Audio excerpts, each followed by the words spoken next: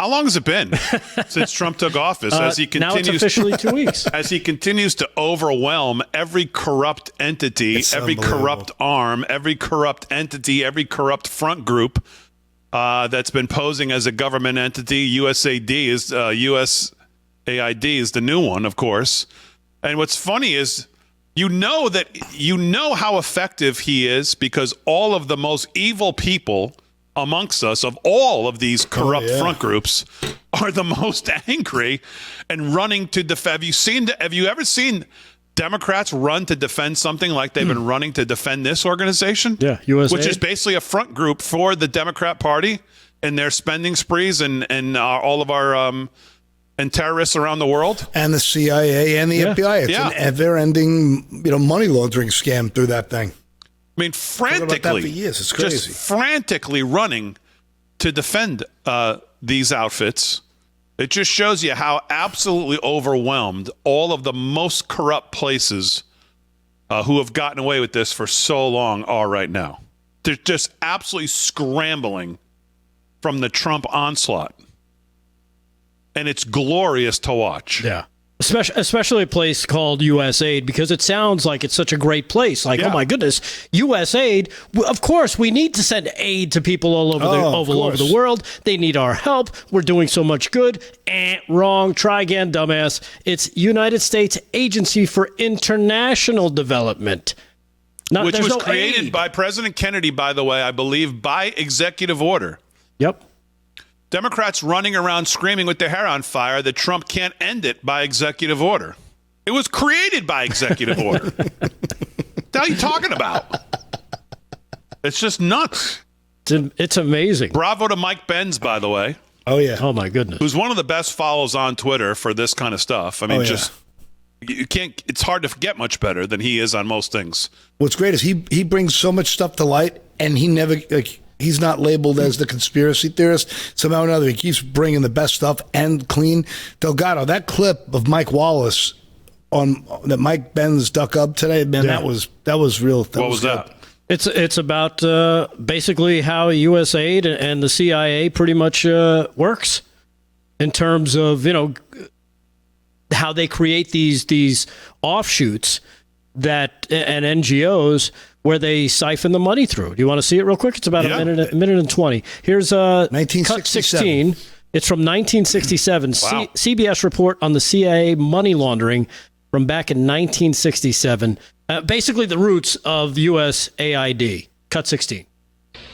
The key to CIA's current troubles is that unique American institution, the Tax-Free Foundation. Here is what happened. First, CIA itself set up a number of dummy foundations, calling them by impressive-sounding, if meaningless, names. Their sole function was to channel money from the CIA to a second kind of foundation. Now, these foundations were real.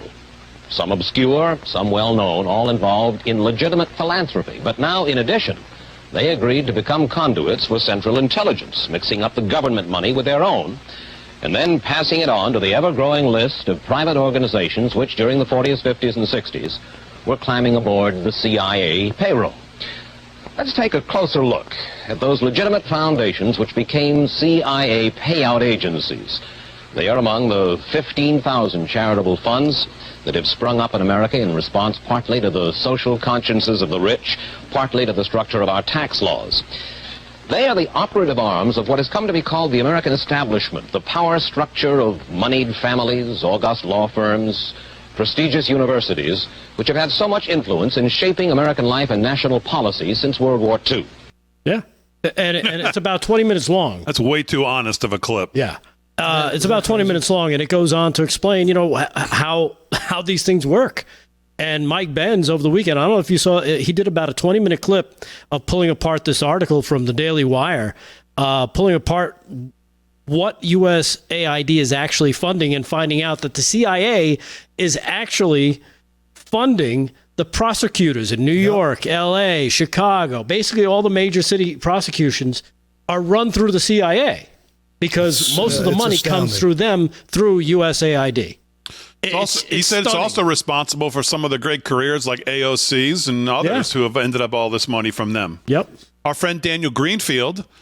Now, you've got these Democrats like Brian Schatz who are out there now going to take a real hard stand on USAID, saying that they're going to try to stonewall any nominations they can of Trump's, put like these blanket holds. Brian Schatz was the exact word he used. He's going to put a blanket hold on all of Trump's State Department nominees until USAID is back up and running again. And it's like, well, yeah, good luck defending that to, number one, a country that 98% of the people have probably never even heard of USAID till maybe today or yesterday. And what we know so far, people don't really like. Yeah. Daniel Greenfield says, USAID, here we go. Here's a little bit of a list. They spent $18.5 billion on Islamic terrorist states in the last 5 years, including $3.7 billion for the Taliban, $2 billion for Palestinians, $3.4 billion for Yemen as part of an $8 billion for Iranian puppet regimes, and $3.3 billion for Somalia. You're going to put a blanket hold on Trump's current terms to defend that?